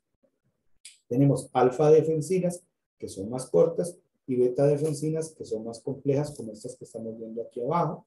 Vean que las alfa-defensinas también se van a producir en los neutrófilos, que son células muy importantes de la sangre, y en los epitelios, tanto el respiratorio como en las células de Paneth que hablábamos. Ven, aquí dice criptidina. Las criptidinas son ejemplos de estas defensinas alfa que producen las células de Paneth en el intestino. Y las beta-defensinas son más grandes, estimulan a las células mastoideas a liberar mediadores inmunológicos. Y vean que las defensinas primero se forman como preprodefensinas más largas, que después son cortadas a prodefensinas, que ya son cortadas a segmentos más pequeños finales, que llaman defensinas, cuando ya está ocurriendo el ataque a los microbios. Entonces, preprodefensina, prodefensina y defensina madura. Los péptidos catiónicos largos tienen segmentos repetidos, se repiten varias veces, y van a tener diferentes funciones. Por ejemplo, las estatinas de la saliva. ¿Qué es lo que hacen estas estatinas que tienen segmentos repetidos varias veces? Entran, por ejemplo, a los hongos. Digamos, nosotros comemos alimentos que traigan hongos. En este caso, hoy están ejemplificando con Candida albicans, aquella famosa que produce la candidiasis, que es una enfermedad también de transmisión sexual. La estatina va a entrar a la célula y va a afectar la mitocondria. Va a hacer que libere ATP y salga de la célula, entonces la célula deja de aprovechar el ATP y además produce especies reactivas de oxígeno que van, o ROS, que van a atacar a la misma célula y entonces el hongo se muere. Eso hacen las estatinas, que en este caso serían de blanco intracelular, en este caso la mitocondria. Las bacterias normales de nuestra microflora normal también pueden producir, aparte de antibióticos, pueden producir bacteriocinas. ¿Qué es una bacteriocina? Me imagino que ustedes se lo recuerdan de microbiología. Las bacteriocinas son como péptidos contra otras bacterias semejantes. Por ejemplo, la bacteria A produce una bacteriocina que es una toxina para bacterias muy parecidas a ellas, como primas. ¿Por qué la bacteria A ataca a las primas? Porque ella quiere vivir ahí tranquila y que las otras no vengan a quitarle el campo. Es una guerra ecológica. Entonces las bacteriocinas son un ejemplo de eso. La mayoría de genes de las bacteriocinas no están en el cromosoma central de la bacteria, sino que están en los cromosomas pequeños circulares, que se llaman ¿cómo? ¿Cómo se llaman los cromosomas extracirculares pequeños de una bacteria? Plásmidos, profe. Perfecto, plásmidos. Y los plásmidos se caracterizan porque tienen genes que son importantes, pero que no son cruciales, o sea, no son los genes del metabolismo basal de la bacteria. Entonces, hay plásmidos, ¿verdad?, que existen como operones, porque si ustedes se acuerdan de genética, las bacterias regulan a sus genes como operones. Entonces, todo el gen de la bacteriocina forma un operón. En este caso, vemos ahí el gen de la colicina. La colicina la produce Escherichia coli. Y recuerden que Escherichia coli es un agente normal de nuestro intestino grueso. Cada vez que uno va al baño, expulsan billones de Escherichia coli, pero ella cumple funciones importantes. Ella no quiere que otras bacterias estén ahí patógenas en el intestino. Entonces tiene plásmidos que tienen el operón de la colicina. Y vean que esa tiene el gen de la colicina en sí, un gen que se llama proteína de la inmunidad, que es para que la propia Escherichia coli sea resistente a la toxina y no se mate ella misma. Y tiene el gen de la lisis o gen de liberación de la colicina. Estos tres juntos forman el operón colicina. Entonces la proteína colicina va a tener un dominio de translocación, un dominio de unión al receptor, ¿verdad? Y el dominio en sí activo de la proteína. Todas esas colicinas tienen tres. Entonces, de esta manera, lo que van a hacer ellas es producir proteínas que le van a producir a otras bacterias poros, polisis, como las colicinas, o hay otras que producen bacteriocinas que son DNAsas, o sea, van a romper el DNA de las otras bacterias, o van a producir RNAsas, son bacteriocinas RNAsas que van a romper el RNA de otras bacterias.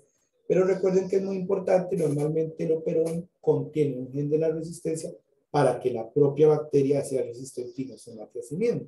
Entonces tenemos colicidinas, por ejemplo, en Escherichia coli, en esos plásmidos col, como este que les puse acá, típico. O por ejemplo, en bacterias como el género Bacillus, Staphylococcus, Streptococcus, Lactococcus, tienen unos que se llaman, unos bacteriocinas que se llaman lantibióticos, que pueden ser RNAsas, DNAsas y van a destruir otras bacterias.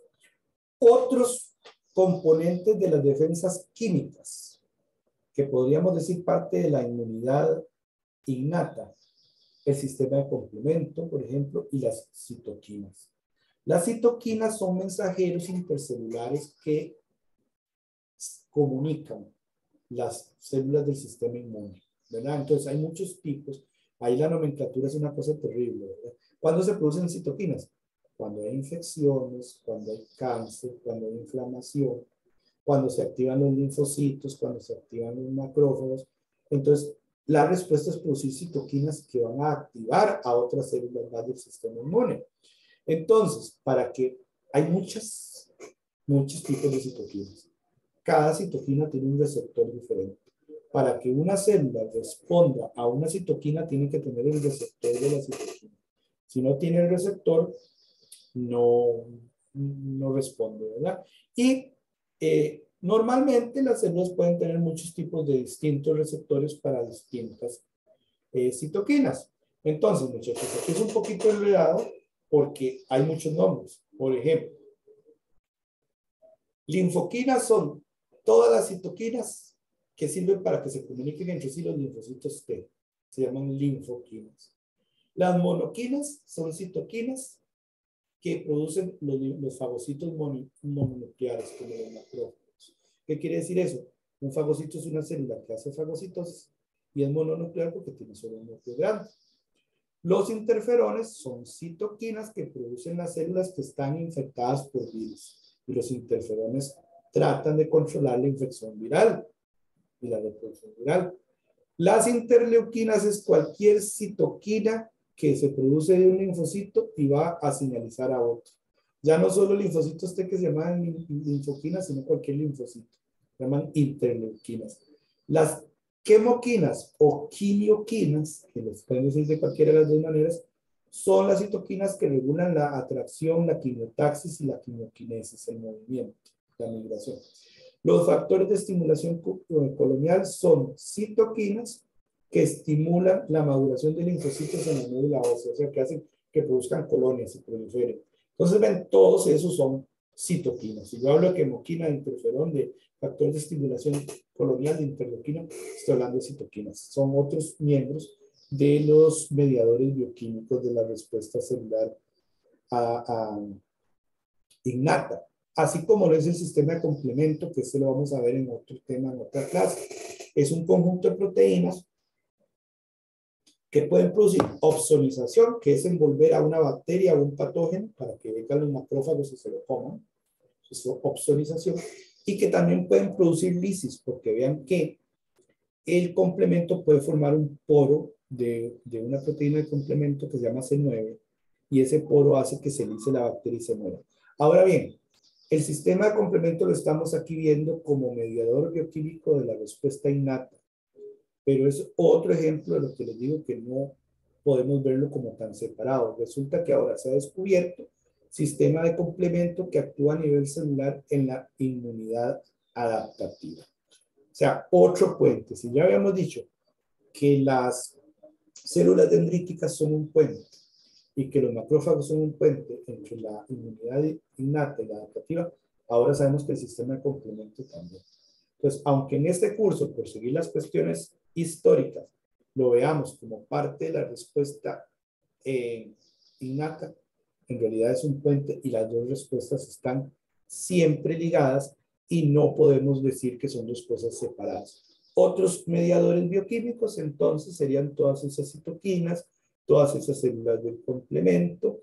Vean que depende del tipo de factor de transcripción que tenga un linfocito, así va a ser las citoquinas que van a producir y así van a ser las células a las cuales van a activar. Por ejemplo, los linfocitos TH1, recuerden que TH viene en inglés helper, linfocitos de ayuda, tienen el factor de transcripción TBET, entre otros, y esos producen, por ejemplo, interferón gamma e interleuquina 2, que reclutan células dendríticas y macrófagos. Reclutar es llamar. Entonces, la interleuquina 2 y el interferón gamma llaman a las células dendríticas y a los macrófagos, a los sitios de infección. Vean que, por ejemplo, TH2 tiene el factor de transcripción GATA3, TH9 tiene APU1, los TH17, todos esos son subpoblaciones, tienen el factor de transcripción ROR gamma T, Y, por ejemplo, los linfocitos T citotóxicos tienen al factor TB y, por ejemplo, al factor EOMS, y entonces cada uno de ellos va a producir diferentes citoquinas que van a tener diferentes respuestas. Eso lo vamos a ver con más calma después.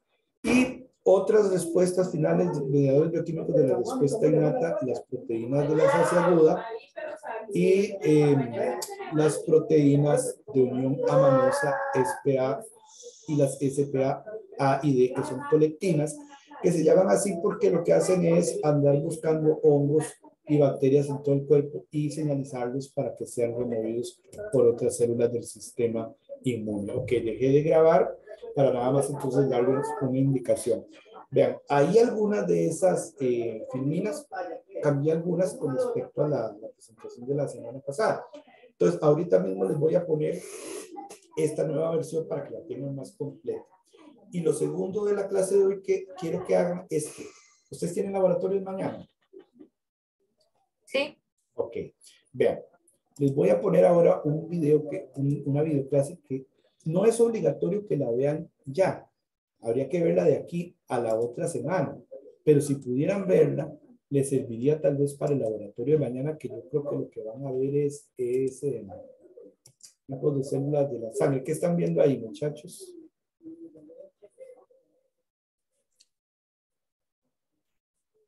Están viendo una clase. La presentación. ¿Pero la anterior o una distinta? La nueva. Ok, la nueva, perfecto. Entonces, vean, yo le voy a poner ahí un video que ya estaba hecho, lo voy a aprovechar porque ya está hecho, era como otros estudiantes, pero ya está hecho. Al principio hablo como muchos de esos conceptillos que vimos aquí en esta clase al puro inicio, entonces si quieren pueden empezar como en el minuto 14, para que si quieren se lo brincan esa partecilla y empiezan en el minuto 14. Aquí yo lo que hago es en el video explicarles, lo doy con calma, lo de los órganos y las células del sistema inmune. Tal vez antes de que se me vaya, solo les voy a explicar esto. Vean, cuando yo veo la respuesta inmune en el tiempo, tengo que primero la que se activa cuando hay una infección en cuestión de horas o de minutos es la respuesta innata, la general. Después de varios días, la respuesta adaptativa. Cuando acaban esas dos, ¿cuál es la respuesta adaptativa? La que tiene linfocitos T y linfocitos B. Cuando acaban esas dos, pueden quedar células de memoria, lo que se llama memoria inmunológica. Linfocitos B de memoria, linfocitos T de memoria. Entonces pasaría inmunidad innata, después inmunidad adaptativa, después memoria inmunológica. En la inmunidad innata se da todo aquello que vimos: inflamación, opsonización, el complemento, todo eso que vamos a ver. Y que las células presentadoras de antígeno, que eran quienes, los macrófagos y las células dendríticas, se van a activar y van a agarrar los antígenos, como vimos en aquella filmina, y se les van a presentar a los linfocitos T, que pueden ser CD4 positivos o CD8 positivos. Cuando ya se activan los linfocitos T, pasamos de la respuesta innata a la respuesta adaptativa. En la respuesta adaptativa proliferan los linfocitos T y van a activar a los linfocitos B. Esto que dice aquí TEF son reguladores, eso no importa. Los linfocitos T activan a los B y los linfocitos B son los que producen anticuerpos. Entonces tendríamos dos respuestas adaptativas. La respuesta celular, que son los linfocitos T, y la respuesta humoral, que son los anticuerpos producidos por los linfocitos B. Muy bien. Digamos que ya ahí ocurrió todo el ataque y la neutralización y ya se acabó la infección. Después de eso, van a quedar linfocitos T de memoria y linfocitos B de memoria, ¿verdad? Aquí me están hablando de las poblaciones de linfocitos T que quedan. TC de memoria, TEFs de memoria, bueno, no importa. Quedan linfocitos T de memoria y linfocitos B de memoria, que esos pueden vivir por años. Eso es lo que busca, por ejemplo, hacer una vacuna, que usted tenga memoria inmune por años, algunas toda la vida. Entonces, ¿qué es lo que pasa? Digamos, a mí me infecta un virus, veamos este gráfico de aquí. Primero va a hacer la respuesta innata, después la respuesta adaptativa, ¿verdad? Y eso sería mi primera infección, ¿verdad? La primera infección. Vean que cuando ya yo paso a la respuesta adaptativa, va a haber un aumento y después un decremento cuando termina la infección, va a haber un aumento, una curva aquí de células de linfocitos y un aumento de anticuerpos. Después de que pasa la infección, bajan los niveles de los dos, de las células y de los anticuerpos. Si ese mismo virus me vuelve a infectar otra vez, tiempo después, ya la respuesta va a ser más rápida. O sea, ahora la respuesta adaptativa no va a durar tantos días. ¿Por qué? Porque yo tengo células de memoria y esas células de memoria van a recordar el virus o la bacteria y van a montar una respuesta secundaria muy rápida y vean que es mucho más grande, vean que es más alta, porque la respuesta es más intensa, más eficiente y más rápida, la respuesta secundaria, ¿verdad? Entonces, eso es gracias a que los linfocitos generan memoria, tanto los linfocitos B como los linfocitos T, para futuras infecciones. Cuando un linfocito no ha estado en contacto, digamos, con el virus o con la bacteria, es nuevo, y él todavía no está activo, no ha tenido contacto con el antígeno, decimos que eso es un linfocito naif, como dice aquí, que en español, aunque la palabra no me gusta, pero así se dice, linfocito virgen, es un linfocito virgen. Ya cuando entra en contacto con el antígeno y se activa, ya es un linfocito efector. O sea, linfocito efector quiere decir linfocito activo. Y después quedan células de memoria, ¿verdad? La memoria inmunológica. Entonces, en ese video, ahí ya les explico los órganos del sistema inmune. Por ahorita recuerden nada más que hay órganos primarios y secundarios. Los órganos primarios son los que tienen función inmune principal, primordial. Los secundarios tienen otra función primordial, pero también tienen una función inmune secundaria. ¿Cuáles son los dos órganos primarios inmunes del sistema inmune? La médula ósea, donde se forman las células del sistema inmune, y el timo, donde son educados. Esos son los dos principales. Órganos secundarios, tenemos el vaso, tenemos los ganglios linfáticos, tenemos, por ejemplo, el apéndice, ¿verdad? El hígado, esos son órganos secundarios. Aquí, bueno, aquí está la información, pero en el video yo se los explico. Pero ya después de ver esas estructuras, ¿verdad? De esos órganos, recuerden que el sistema inmune, muchachos, antes de que se me olvide decirles, es un sistema que no está conectado. Los órganos se conectan nada más por la linfa y la sangre, pero los órganos están dispersos. No es como el sistema digestivo, que está todo conectado desde la boca hasta el ano, sino que este es disperso por el cuerpo y tiene órganos principales y secundarios.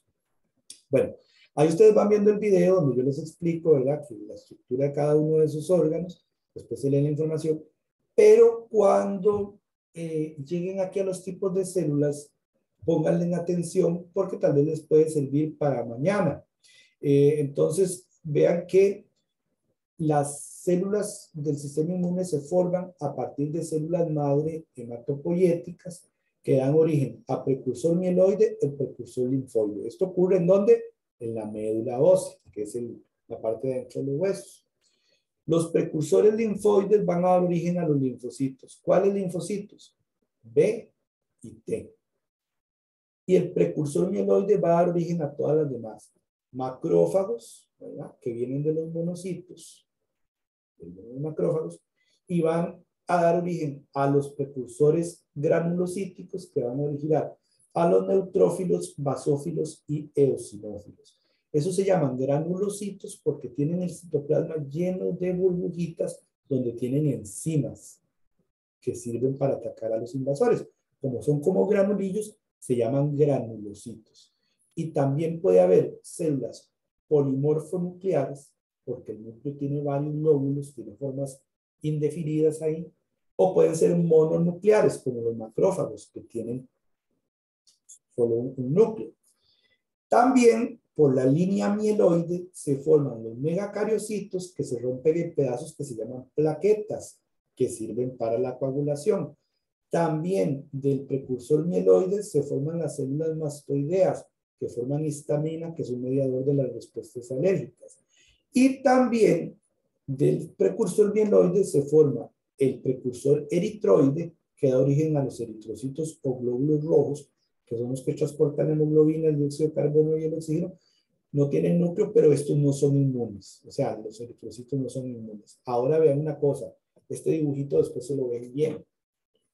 Tanto por la línea mieloide como por la línea linfoide, yo puedo tener células dendríticas. Vean qué interesante. son complejas, son importantísimas y se forman tanto por la línea mieloide como por la línea linfoide. Y ahorita no lo estamos viendo, pero cada uno de esos tiene sus poblaciones. Hay diferentes tipos de macrófagos, diferentes poblaciones de células dendríticas. Bueno, en esa clase sí les hablo de las células dendríticas plasmocíticas, ¿verdad? Pero no lo vemos así en gran detalle como podríamos. Entonces, esta figurita, muchachos, para que se la interioricen bien cuando estudien. Vean que igual tenemos células inmunes que están en circulación y las llamamos circulantes, y células inmunes que están en los tejidos y las llamamos periféricas. Ahí en el video está todo eso explicado, pero las figuras están aquí. Entonces mañana cuando ustedes vean, traten de, aquí les puse esta tabla en español con los diferentes tipos de células sanguíneas. Me imagino que Adriana les irá a explicar algo, pero vean que aquí les puse más o menos por litro, dependiendo de la tabla, podría ser ponerlos por decilitro, ponerlos por mililitro, bueno, aquí están por litro. Vean que las más comunes en sangre o las más numerosas son los neutrófilos. Los neutrófilos son importantísimos, no solo porque tienen actividad fagocito, o sea, que se comen bacterias o cosas así, sino porque producen una gran cantidad de péptidos y de enzimas antimicrobianas. Entonces, estos tres son granulocitos polimorfonucleares, o sea que tienen núcleos ahí de formas irregulares. Neutrófilos, basófilos y eosinófilos. Y se llaman así porque están llenos de gránulos, por eso son granulocitos. Las células mastoideas también son organismos que son granulocitos polimorfonucleares, ¿verdad? Esos participan en reacciones alérgicas. De los monocitos se forman los macrófagos, aunque aquí estén por aparte. Normalmente, si están en sangre, están inmaduros, se llaman monocitos, y si están en los tejidos, ya maduraron y se llaman macrófagos. Los monocitos y los macrófagos que vienen de ellos son leucocitos mononucleares, solo tienen un núcleo que no tiene un montón de lóbulos, por eso no son polimorfonucleares, son mononucleares. Y las células dendríticas también son mononucleares. Aquí están las características. Aquí yo les explico en el video, esto es un ejemplo de un examen mío, donde se ven los valores, ¿verdad? Y le ponen a uno el valor para ver si está dentro de lo normal. Entonces, por ejemplo, segmentados, yo por ahí les explico, los segmentados son una población de neutrófilos. Si salen alterados, ¿qué quiere decir? Que yo tengo una infección, probablemente de bacterias. Si salen alterados los eosinófilos, lo que quiere decir es que yo probablemente voy a tener ahí una infección, pero no de bacterias, sino de parásitos, porque esos son atacados por los eosinófilos. Eso todo está en el video. Ven este núcleo de aquí, ven que tiene estos lóbulos. Por eso esto es un granulocito, por los gránulos, ¿verdad? Citoplásmicos, y también es un polimorfonuclear, porque ven que el núcleo tiene una forma ahí bien rara, ¿verdad? Bien irregular. Estos son los neutrófilos, que son los que les decía de los... Cuando usted ha visto cuando tiene una herida o algo así, que se estripa la persona y lo que tiene es pus, esa cosa blanca, fea, desagradable, es el montón de neutrófilos, porque son los que llegan primero, porque son los que están en mayor cantidad. Bueno, y ahí en el video les voy explicando. Aquí están frotis, mañana van a ver. Esto es un cuerpo de Barr. La función de los neutrófilos, importantes porque forman NETs. Ahí también en el video les aclaro, porque una cosa es la muerte celular por netosis, que implica que se sale toda la cromatina del núcleo, pero los neutrófilos además pueden producir NETs para atacar las bacterias. Y en ese caso las NETs llevan enzimas amarradas por DNA, pero no es DNA del núcleo. Entonces no es una muerte por netosis, sino que son NETs producidas a partir del DNA de las mitocondrias, o sea, del DNA mitocondrial. Eso es muy interesante, ¿verdad? Eso está explicado ahí en el video. Luego pasamos a ver los basófilos y las células mastoideas, que están muy relacionados. Los basófilos son tal vez los que se conocen menos de las células sanguíneas. Y ahí les explicaba que hay algunas cosas que producen solo los basófilos, estas que están acá. Hay otras moléculas antimicrobianas que producen solo las células mastoideas, estas que están acá. Pero este cuadrito de centro lo producen los dos, porque de hecho los basófilos y las células mastoideas están relacionados. Y les decía que se aprendieran por lo menos que la histamina y la granzima B, las dos son producidas por los dos. La histamina es lo que producimos durante las reacciones alérgicas, lo que nos hacen darnos cuenta de que tenemos una infección. O sea, cuando a usted se le tranca la nariz, le lloran los ojos, le salen mocos y todas esas cosas, es por las histaminas que producen las células mastoideas. Y eso es una advertencia de que el cuerpo está infectado, eso es necesario, pero ahora nosotros desarrollamos medicamentos para no tener los problemas por la histamina. Entonces son los famosos antihistamínicos que tomamos para las alergias. Y la granzima B, que está en los granulocitos de los dos, y esas lo que hacen es producir poros en la membrana de las bacterias para que se muera la bacteria, o sea, alisar las bacterias. ¿Verdad? Los eosinófilos, que también son polimorfonucleares, como se puede ver aquí, y estos son para el ataque a macroparásitos. Muchas veces ya en la circulación hay anticuerpos de infecciones anteriores o anticuerpos generales, y digamos cuando entra un gusano, por ejemplo en sangre, esos anticuerpos pueden ir a pegarse al gusano y cubrirlo. ¿Cómo dijimos que se llamaba el proceso cuando una molécula inmune recubre a un patógeno? ¿Cómo se llamaba ese proceso? ¿Nadie se acuerda? Lo dijimos al principio de la clase. ¿La fagocitosis? No, la fagocitosis No. es cuando se lo traga. Ah, ok. Luego cuando lo recubren todo, así como esos anticuerpos que están aquí recubriendo todo este gusano, lo están como forrando para que lo reconozcan los eosinófilos. Eso se llamaba opsonización. Entonces, los anticuerpos o las moléculas del complemento también pueden opsonizar al parásito. Y si es un parásito macro como este gusano, los que se activan son los eosinófilos.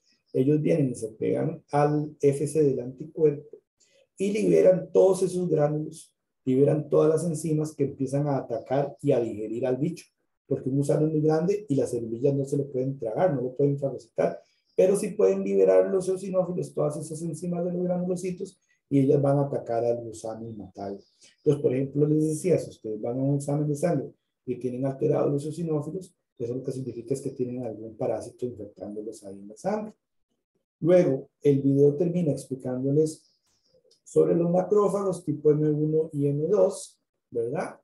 Las funciones de los macrófagos y de las células dendríticas. Pero entonces es muy importante aquella figurita donde veíamos el tema de las, del precursor mieloide y el precursor linfoide. Vean que las células dendríticas, eso lo vamos a ver después, pueden procesar y presentar los antígenos tanto por medio del complejo mayor de histocompatibilidad 1 como del complejo mayor de histocompatibilidad 2. Por lo tanto, pueden activar tanto a linfocitos TH, CD4 positivos, como a linfocitos T citotóxicos, CD8 positivos. Importantísimos. Entonces, todo eso está ahí en el video. Termina hablando un poquito de las células linfoides y linfocitos B y T. Entonces, lo que ocupo ahora, ya voy a dejar de compartir y de grabar, déjenme ver, porque ya no tengo que grabar, pero no sé a dónde dejo de grabar. Perdón, chicos, es mi sobrino que está ahí. Aquí.